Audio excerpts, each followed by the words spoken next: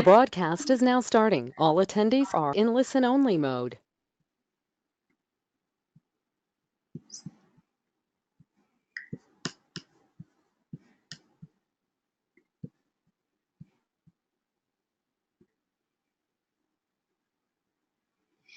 Hello, this is Karen from Demonstrated Success, and welcome to the Learning Targets webinar.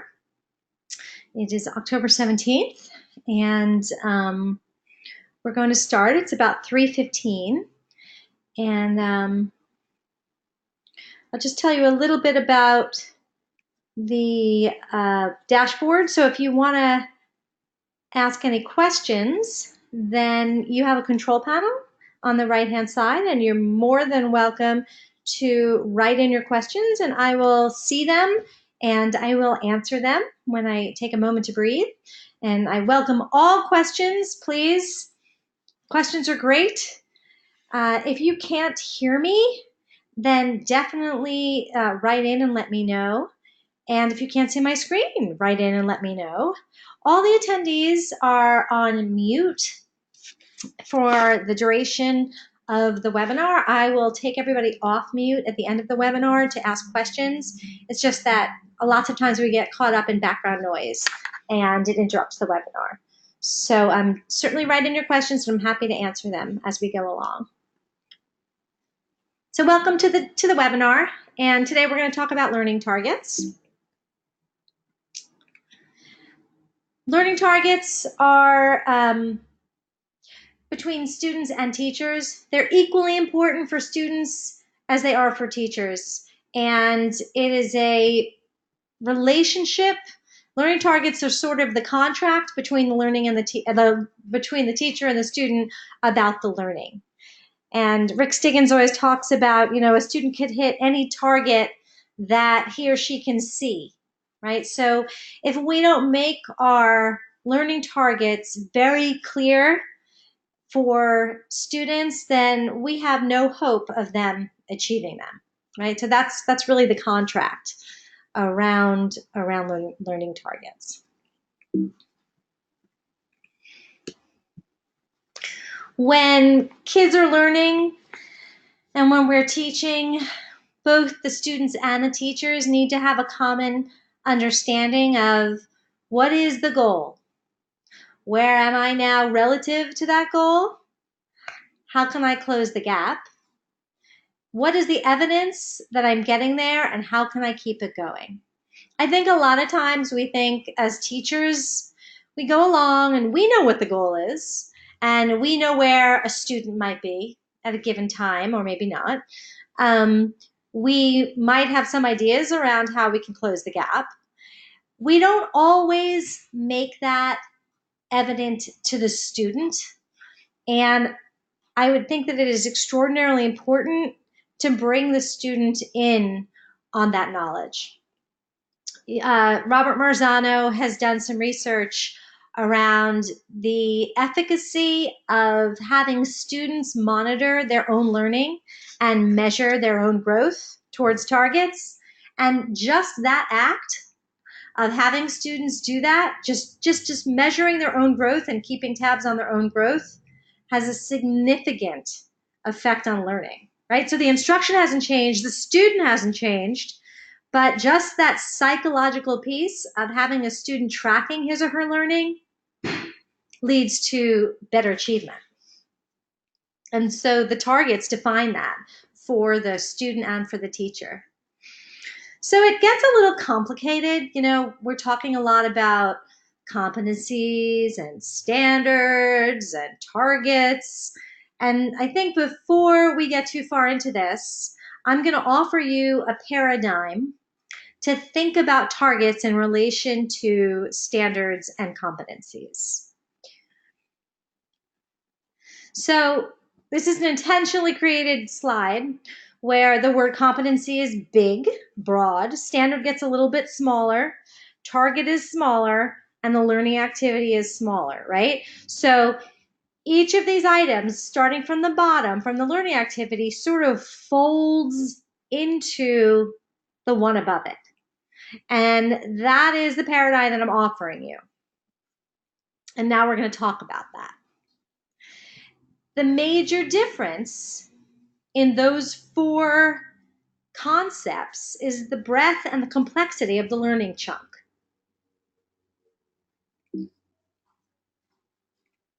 So an activity is a to-do.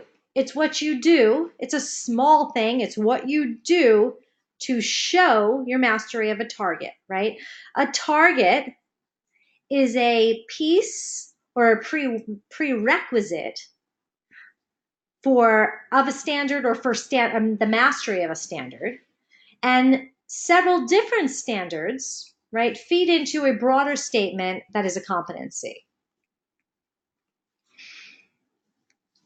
So I'm just going to use a little bit of an example here. And my example has to do with writing. So a competency is broad and complex. So this is a competence. This is an example of a perfectly fine competency statement that you might find in a social studies course or a English course or an English class, depending on the grade level. All right, students can integrate diverse informational sources to articulate and support a claim in writing. You could find that in a science class as well. So that would be a competency, right? That would be one of maybe 6 statements that would be essential for mastery in order for a student to have learned what we need him or her to learn in order to finish a course or in order for us to be comfortable. So now we have an actual Common Core standard that feeds into that competency statement. So students will read closely to determine what the text says explicitly and make logical inferences from it. So this is something that they have to be able to do in order to meet that competency. And this is one of the Common Core standards.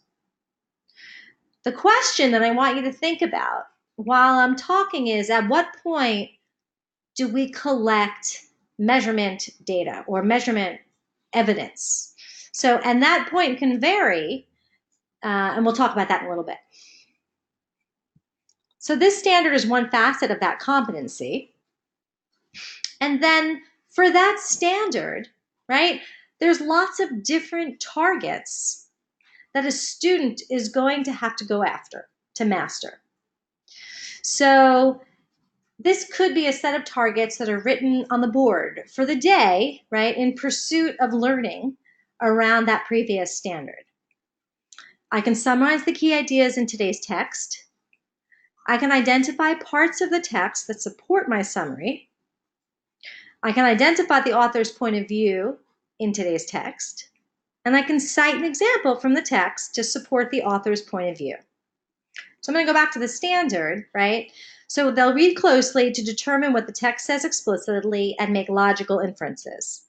So if I can summarize it, right, by summarizing it, I can say what the text says explicitly, the key ideas, right? I can identify the parts that support my summary, so that's more of the inference. I can identify the author's point of view, that's definitely identifying key inferences. And then I can support that with text. So that's a series of concrete targets that when a student sits down in your class for 50 minutes or for 80 minutes, if those are up there, he or she knows that by the end of the class, that is what she or he needs to be able to know how to do, right? And then this is what the learning activities are the activities, right, that are going to achieve for the student, that are going to lead the student to demonstrate knowledge of those targets. So this is what a student might do. We might complete a paired reading and have a pair share. Individually write a 3 to 5 sentence summary of the text. Underline the parts of the text that support your summary and compare and check your summary with your part, right? That would all deal with that first part around the important ideas in the text and the details. So I hope that clarifies for you sort of the relationship between learning activities, targets, standards, and a competency. And I think a bit about it as like an upside down triangle.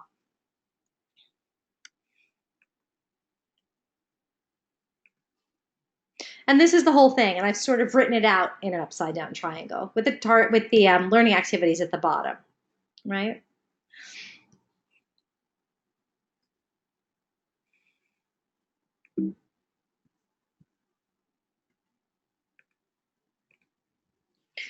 So when we think about learning targets, so I want to establish something before I go into this slide. I also, and many other people do too, they use the language learning targets for anything that is a target for student learning. There's nothing wrong with that, but people are doing it, right? I mean, we all know that in this day and age, there's a lot of mix up around semantics. So I just want to put that out there on the table. You know, in some schools, they talk about standards and they don't talk at all about competencies. In some schools, their standards are broader, like competency statements. All right. And then for some schools, standards are the Common Core standards. And for some schools, targets are just sort of learning objectives at the broad and in some dialogues, and that's okay. I'm offering you this paradigm as a way to think about it and a way to communicate and develop learning opportunities in your school. But it's not that there's no right or wrong and there's no universal way to talk about this, really. I wish there was. So, but I will say that regardless of how you are using the word learning targets, they are always statements that describe for students in ways that the students understand what their direct learning objective is. Now, my feeling about that is it needs to be at a granular enough level that the student can understand it and that we can measure it. So, for instance, learning targets can be and are often posted on the board. And it is my opinion that they should be. And they're part of a broader unit of learning. Maybe you're working on a specific standard for a week in the context of a unit, right? So those targets are written on the board and they might change daily. They might change every couple of days, depending on the targets. For some, they just post the standards. Now, but then my question becomes, does the student understand when reading that standard statement what he or she needs to master? So that is a constant conversation that you have to have as a teacher with yourself. Targets can also be prerequisite skills. So it's not only necessarily those skills that are necessary within the exact statement of the standard that you're working on, but what if the student needs to have already mastered specific skills to be working on that standard? That can also involve prerequisite skills for that standard. The other way that targets are really useful is on a rubric, right? So always we know that when we're working with students and we're using a rubric to have them either self-assess or we are assessing their work or a project or a product, right? We use language in a rubric that is student-friendly and that students can operationalize. So you might be able to take the targets from your bulletin board, right, that you posted and put them onto a rubric. It's at that same, I guess what I'm trying to convey is your indicators on a rubric should definitely either be the same or relate to the learning targets that students have seen day in and day out on the board that they are working on, that they understand, that they know how to operationalize. That's the same level learning objective. An indicator on a rubric and a target are at that same level of, okay, this is a simple statement of what is expected of me, either on this assignment or in this, 40-minute class or 80-minute class that I am reaching for. And speaking of reaching for, there's my my little target practice. So I want to talk a little bit about different kinds of targets. I'm going to pause for a second, see if there's any questions. Okay, no questions yet. So there's different kinds of targets, and it's good to think about it because when you actually have to create learning targets for your class, right, it gives you some different ways to think about creating those target statements. There are knowledge targets, and for instance, at the end of this class, I should be able to describe the checks and balances system in the United States government. All right, a kid knows exactly what he or she needs to be able to do. There's reasoning targets. By the end of this class, I need to understand the concept of multiplication, or I need to be able to justify a specific answer or model. There's performance and skills and products, and gets a little fuzzy between performance, skills, and products because performance and skills lead to a product. So you might have targets that actually measure the performance. For instance,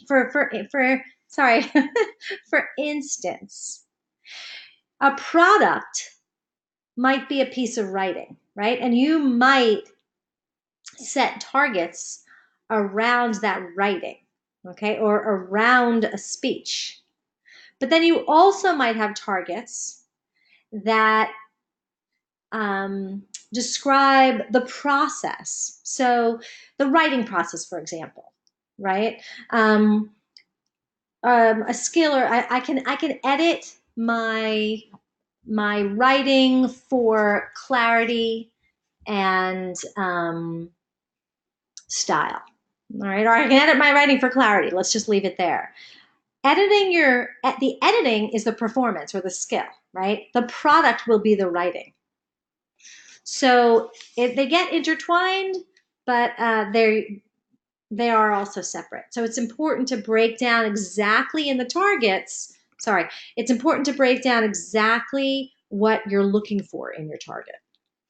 So knowledge, knowing and understanding basic content. So let's just a couple more examples, right?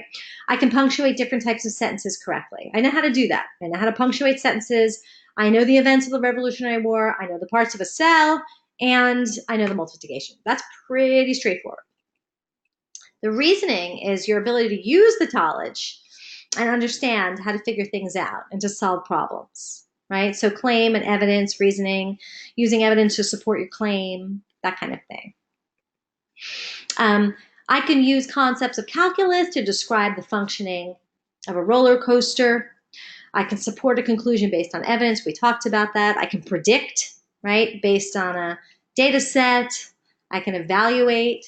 I can analyze. I can compare. These words are very fancy words for targets. Oh, sorry.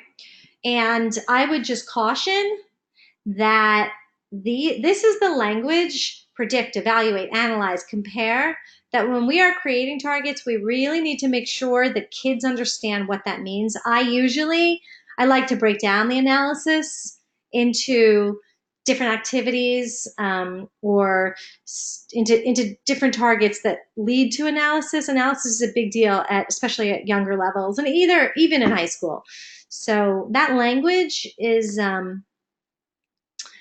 just be careful with it, and those vocabulary words are learning targets in and of themselves, right? For instance, like I can define what analyze means. I can describe what it means to analyze something. That might be a worthy target if you're going to actually use the word analyze as a learning goal for your students. So here we go with the performance and the skills and then the products. So performance and skill targets, the development of proficiency in doing something where the process is most important, right? So since I am a literacy specialist, right, I think a lot about how do we measure reading comprehension. So a lot of times we measure it by a student's ability to answer questions. Now, answering comprehension questions in some ways is a product, right? So sometimes I'll have students annotate text to demonstrate the target of comprehension. right? So it becomes, I can identify main idea, becomes a process, right? I can annotate my text to ask questions. I can question text, that kind of thing. Let's just go through and we can look at some of the performance or skill examples. So I'm able to follow directions to complete a lab with precision, right? Now, that's a process. That's a process that kids need to master. I can deliver a speech. So there are different components. It's the speech as a product, but it's also the delivery of it. We need presenters to be fluent and accurate to engage the audience, that kind of thing. I can participate in a fishbowl discussion. I can create new colors. I can combine colors to create new colors from primary colors, and I can provide feedback. So those are performance skills that are very valuable. I think that the performance skills are sometimes hard to measure, but we really have to push ourselves to create opportunities to measure those. So then we have products. So then, for instance, this kid, clearly he's an engineer, and this is a lot of when we create performance assessments, we are creating opportunities for students to create products that reflect their mastery of performance skills and knowledge and reasoning. And the complicated part is, you can give a student a grade on a product, but it's important that we see some of the process pieces to be able to get an idea about those other targets as well. So products, right? We have pie graphs. We can develop a website. We can make a bicycle. We can create a map. We can write a term paper to support a thesis. We can choreograph a dance that tells a story. Okay, so those are all integrated examples of product targets. So this is just a cute little thing about making pancakes and targets, right? So what are targets for making pancakes? What knowledge will students need to demonstrate the intended learning? So let's see.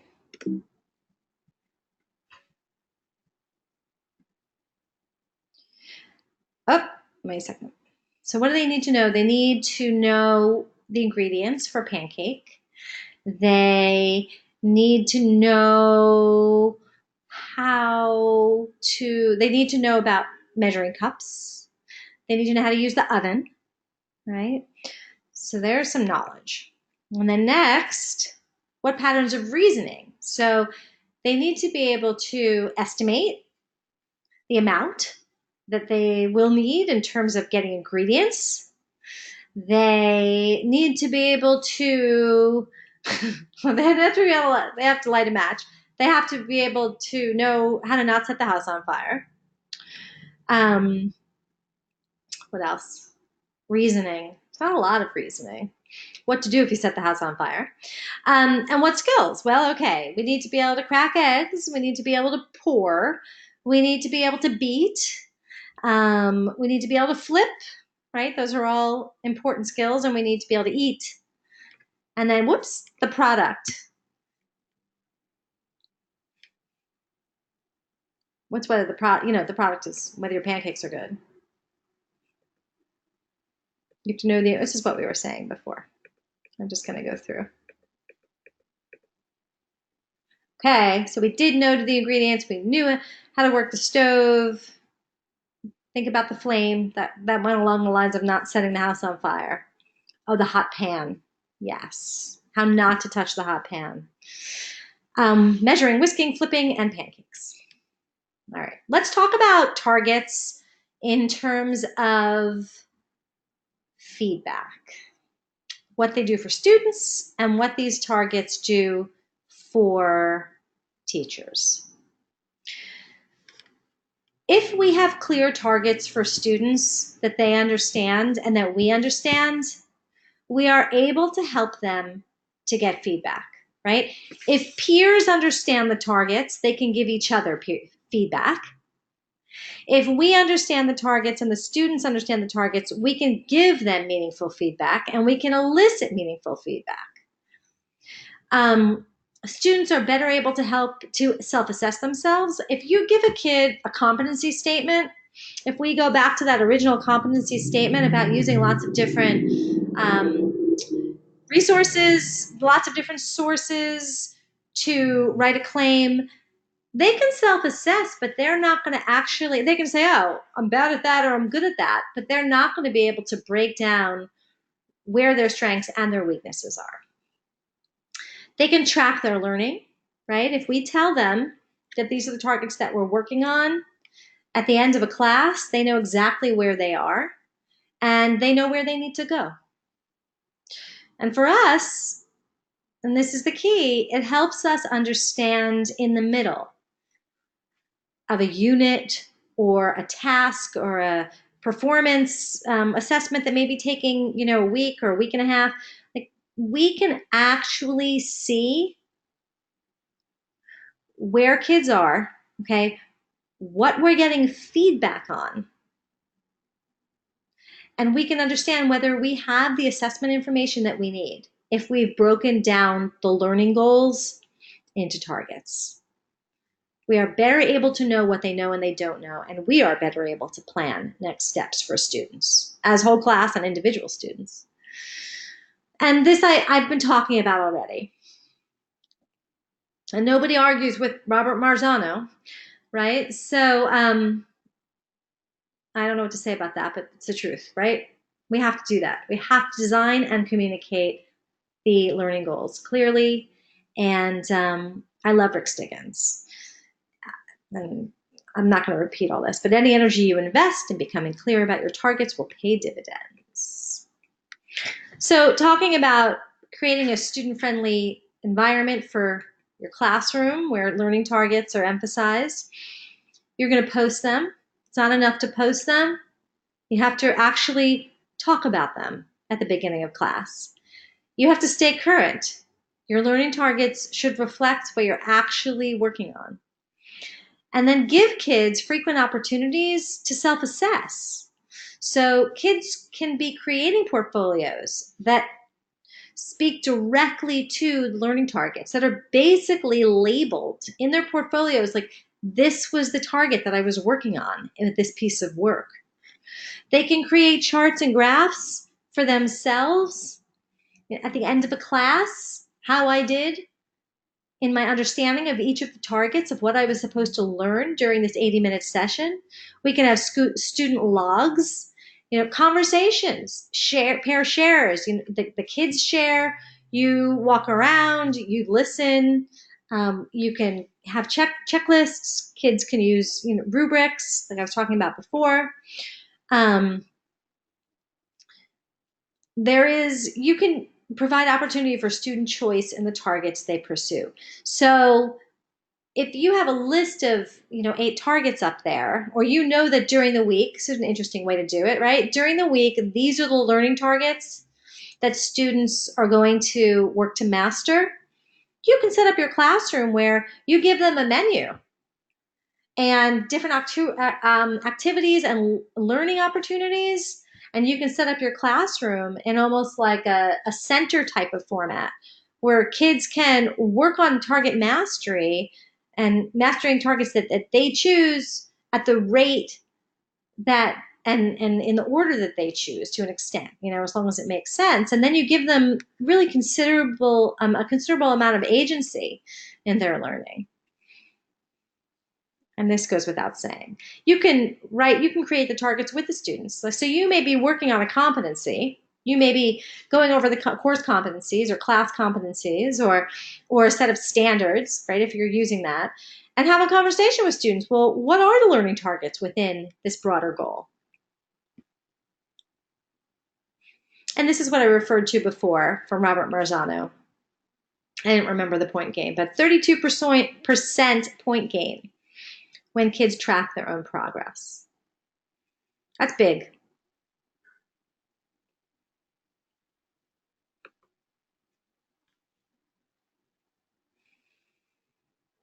And this is what I was talking about before. Giving kids the opportunity to self-assess. Kids know what steps they need to take. They have the evidence. They have a portfolio of evidence that they're getting there, and they know what they need to work on. The closer you can get to having kids know what the targets are, know where they are in relation to a target or a set of targets, giving them opportunity to self-assess, right? And articulate what they still need to do. That's more control you give them, the more responsibility, the more agency, the more power, the harder they will work, and the more they will achieve. So I just want to go into talking a little bit about formative assessment. I think most of you that are online probably know this, but so formative assessment is ongoing assessment used in the instructional cycle to get information for students and teachers, right? To learn about learning and mastery and continuously modify the instructional plan.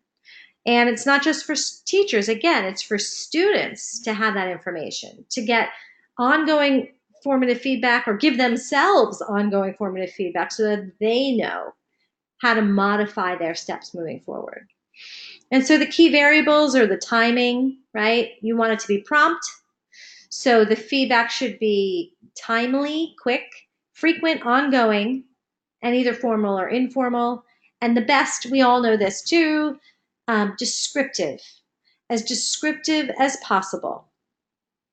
So non-judging, like, using non-judging, descriptive, specific language that's targeted for improvement, and then making it visual through charts, through graphs, that type of thing. So here are some examples of formative assessment that you can do when you are steady with your learning targets. On the left-hand side, right, we have some pre-instructional strategies. Many people know about these. A quick write, I'm going to add to that a pair share, word sorts, that's something that I love. Giving kids a bunch of words around a given topic and seeing what they do with them as a way to evaluate their prior knowledge. If you want to know more about any of these, then certainly feel free to ask me questions or send me an email and I can send you examples. A great way, it's called, what is it called? I can't remember the site, but when I do, I'll tell you. So, and then during instruction, quick writes, there we have the think, pair, share, graphic organizers, concept maps are the best. And I don't know if you remember, there used to be a great tool that was available. It started with an I that did concept maps. I'll remember that too, and I'll tell you. Sorry. Fishbowl, charts, graphs, text annotation. Text annotation is a great one. I wish that every single classroom in the United States used text annotation. And then post, right? We have the traditional ones. You can have kids write summaries, which I think is so valuable. And exit slips, homework, again, concept maps, surveys. It's a lot of the same strategies to be used at different points in the instructional cycle. So it doesn't have to be a big deal, right? Formative assessment can be an ongoing thing. It can even be note-taking by a teacher. A lot of the times I suggest to teachers when they want to do progress monitoring to make a list of your kids and 3 different levels, a minus sign, a check sign, and a plus sign. And next to the targets, right, you might list the day's targets or the learning objectives. And just as you move through the class, indicate for each student where, as you make observations, as you listen to them, as you have conversations with them, indicate on your checklist. It's like a simple spreadsheet, really, how that student's doing. And it gives you a chance to track a particular target over time. All right. So it motivates students. The more formative assessment that they have, the more feedback. We know that feedback is motivating. It helps them take responsibility, helps them to create goals for themselves. And this is a big one. One of the things that we need to teach our students, in addition to our content, is how to utilize feedback, how to take it and utilize it. It's our obligation as teachers to give kids actionable feedback, teach them how to take action around that feedback, because that is a skill that is invaluable as they go forth. And also doing self-assessment and setting goals for themselves.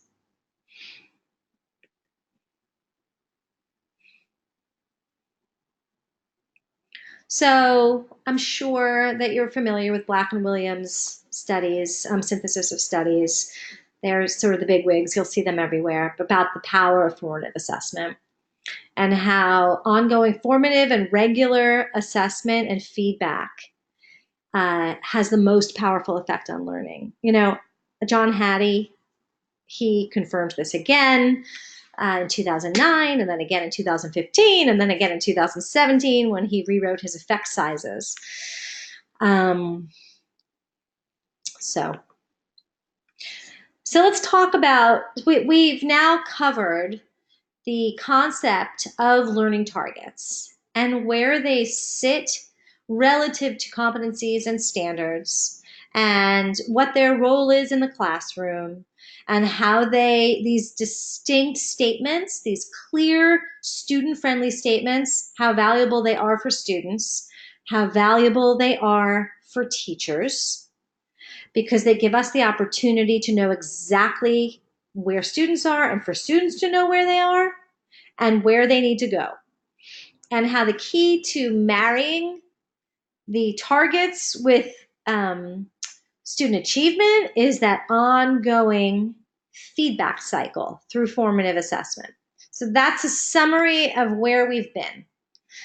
Now I want to talk a little bit about unpacking standards to create learning targets. And it always occurs to me that, writing learning targets should be super easy, and it winds up being not so easy. So I want to talk about some different ways to do that. The classic way is to start to look at the verbs in a given standard. So let's look. So we have some verbs here. We need to analyze. We're unfolding. And what else? It's really analyzing. So the key verb here is analyzing, and then there are verbs about introducing, introduced, and developed. Let's read this aloud and see if we can make sense. Analyze how the author unfolds an analysis, which, by the way, this is a Common Core standard, and I think we can all agree that to start with analyze and then talk about how the author unfolds an analysis is confusing. So that's too bad. I don't love the language here. Analyze how the author unfolds an analysis or a series of ideas or events, including the order in which points are made, how they are introduced and developed, and the connections that are drawn between them. So I've sort of highlighted the verbs in the hope that it would help me make sense of what the learning targets might be. In this particular situation, it's not that helpful, but I'm going to go back and I'm going to chunk this. So we're going to need to analyze, right, how an author unfolds a piece of text, right? So that clearly you need, the author has done an analysis, and we're going to analyze the author's analysis, right? Or the ideas that they're putting out. So we're going to analyze the author's writing. Let's get that in order, just to translate this standard. I'm doing sort of a think aloud here, in case you haven't noticed. And then this gives it some structure, the next chunk, right? They want us to focus on the order of the points and how they're introduced and developed, and connections. So we're doing an analysis of the text in terms of order, the points that are made and how they're introduced and developed, and the connections between them is basically the the simplified version of this. Okay, so if I'm going to go and think about how to make targets from here, woo, it's such a confusing standard. So I'm going to break it up. And I've broken it up into understand. What do my students need to be able to understand? What do they need to know? And what do they need to be able to do? So before a student is able to master that particular standard, right, they need to understand at a basic level that there's a consciousness, a self-consciousness. Authors actually make choices about what they're going to include and when and how, depending on the purpose and what they wish to convey. That is a basic understanding. And that could be a target, although it's fairly I don't want to say unsubstantial, but it's a little bit unclear maybe for students. Let's think about what they need to know. So certainly they need to know the meaning of analyze, because who really understands that? Unless you've actually talked about it and articulated it with your teacher. They need to understand that text structures are used different ways. They need to understand what main points and details are. They need to have an understanding that texts have different purposes and that authors have different points of view. So I'm kind of looking at the no column to think about targets there. Because I think if I can articulate some no targets, what the kids need to know, that the understanding will be implied. And then in terms of being able to do, they're going to need to be able to describe orally in writing the main point and the structure of the text and how the author developed and connected his or her ideas. So let's see if we can. Here are some learning targets, and if you have any to add, write them in the question section.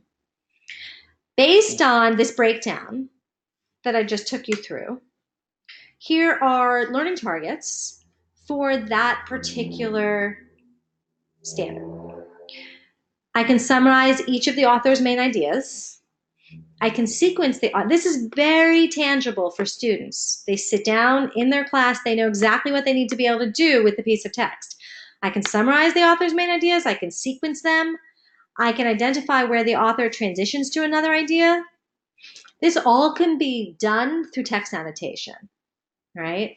I can identify where the author makes connections between ideas, and I can identify the overall text structure, as in comparative, sequential, etc. Now, if a student is able to do all of those things, then the student can then begin to analyze. They've started to analyze. If they're able to, I've basically broken down analysis into components through the targets. Now, it depends on the grade level that you're addressing. This would be enough of an analysis for, let's say, 5th grade, right? But you might need something bigger and better, like along the lines of comparing and contrasting, and it might be more sophisticated at a higher grade level. But I feel like these targets tell a student what they need to be able to do, and they feed into that goal of being able to analyze a text from an author's perspective. So now I wanted to give you some examples, since the title of the webinar alluded to Common Core standards and the social studies, the 3 social studies standards, C3, and then science. I just want to give you some examples now. This is from foundational skills, and I'm citing examples from grades 5 and 6 because I feel like the webinar is targeted K-12, and I feel like 5-6 is right in the middle, so it's a place we can all be comfortable with. This is a competency from the New Hampshire Model Competencies, which are on the New Hampshire Department of Ed website, which if you are transitioning at all to a competency-based model in your school, I feel like you should go there and check them out, because why reinvent the wheel? Students will read to make meaning while flexibly using a variety of strategies, applying and extending literacy skills with increasing independence. Now, if I said that to a kid, they wouldn't know what I was talking about. So we break it down, right? For this student, I can self-monitor and reread when what I have read does not make sense. Totally understandable. I break an unknown word, or I can break unknown words into smaller chunks to decode them. Now that's something that you can collect evidence around, and that kids can demonstrate or not demonstrate. I can look for familiar patterns in words to decode them. Again, you can collect information around that in a reading interview by listening to a kid read, right? To doing a running record. I can write a short summary after each paragraph to make sure that I am making meaning while I read. So this has the double effect, right? Of the writing will give you evidence, but then the student also knows during their reading, if they can't do that, they have more work to do. So it gives them the feedback while they're in process. Let's talk about math for a little bit. Here's another one from the model competencies. Students will use tools and apply precision and reasoning to solve measurement problems in authentic applied contexts. So use tools and apply precision and reasoning to solve measurement problems in authentic applied contexts. Again, no kid understands that in 5th grade. We don't know what you're talking about. But I do know that in a particular class in 80 minutes, I can read and reread a word problem to identify what is being asked. I can read and reread the word problem to identify the essential information. I can choose an appropriate algorithm to solve the problem. I can write out my steps accurately, and I can justify the reasonableness of my answer based on my knowledge of measurement. Now, let's say you had a performance assessment and you were developing a rubric, right? These targets would be perfectly excellent indicators for a student-friendly rubric. For a student to hold these indicators next to his or her output or product or process, right? To self-assess each step. And also for you to get feedback as well. So at the beginning of the webinar, I talked about rubric indicators and targets being on the same granular level. This is from the C3. That's a complicated document. I love it though. The C3 and NextGen, they are all over the Common Core literacy standards for science and technical subjects and social studies. So they're all, I know you all know this, but they're integrated into the standards, or framework, which I love. So, okay, we have Dimension 2, Civic and Political Institutions in grades 3 through 5, right? And that's the standard number. And this is the standard. Explain how a democracy relies on people's responsible participation and draw implications for how individuals should participate. So here's some examples of targets. And by the way, if any of you want to add any or come up with some better ones, that's okay too, particularly in math. I can describe, and make it concrete, right? I can describe 3 to 4 beliefs that are at the foundation of a democracy. I can describe the foundational systems that sustain. So one, we have the beliefs, then we have the systems. I can explain how an individual can responsibly participate in government in a democracy, and I can show how a democracy benefits from responsible participation. Now, these are longer-term conceptual targets, right? This set of targets might last, a week, just to make clear, right, where the role of the targets in a classroom, these particular targets in a classroom. So now I have one from the Next Gen Science Standards. it's a beautiful document. It's very long. From molecules to organisms, structures, and process, develop and use models, right? Develop models to describe that organisms have unique and diverse life cycles, but all have in common birth, growth, reproduction, and death. So again, this is standards language. This is adult language. This is teacher language. And I've translated it into smaller chunks for kids, grades 3 through 5. We would have to talk about the word relevant right away. I see that. I can identify information about an organism that is relevant to their life cycle. And there's implied reading and viewing targets in here as well that I didn't include. I can compare the life cycle of several organisms. I can create a model to display these similarities and differences.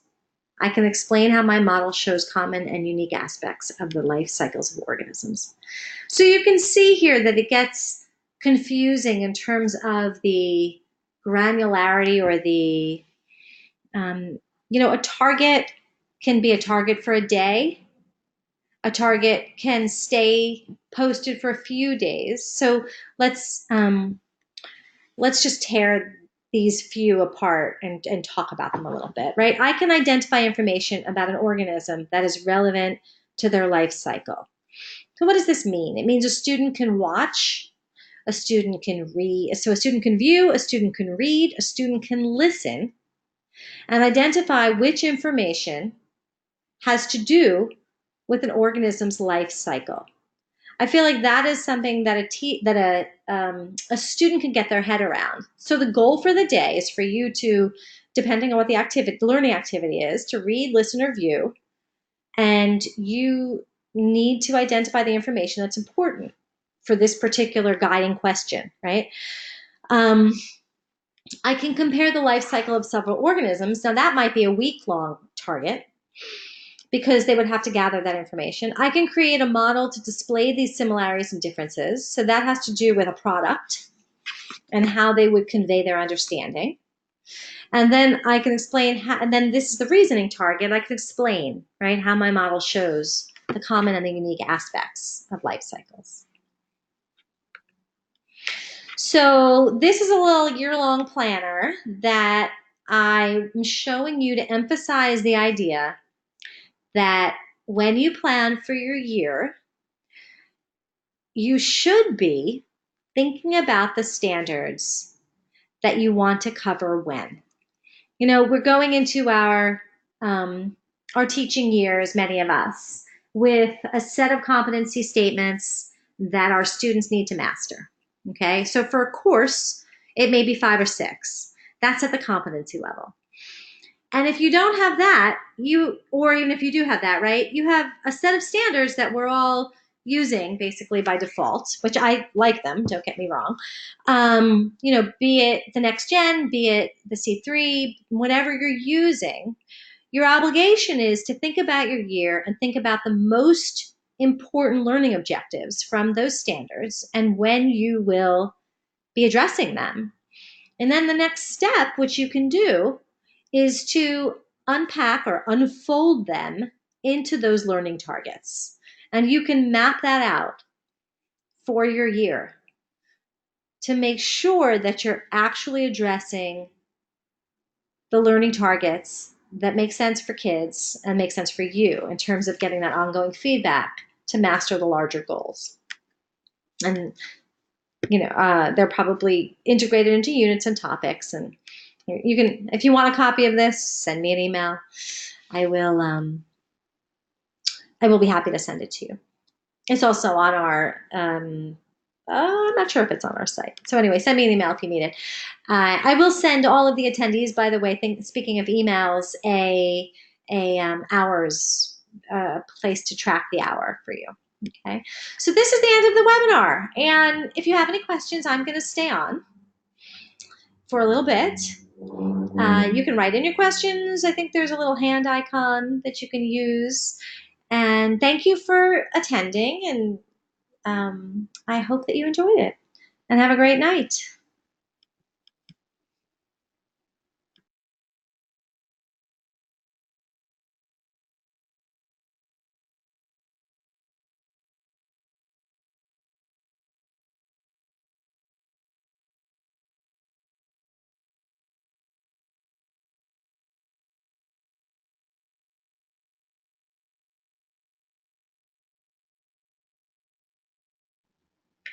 Okay, if there are no further questions, then I am going to bid you adieu and thank you again.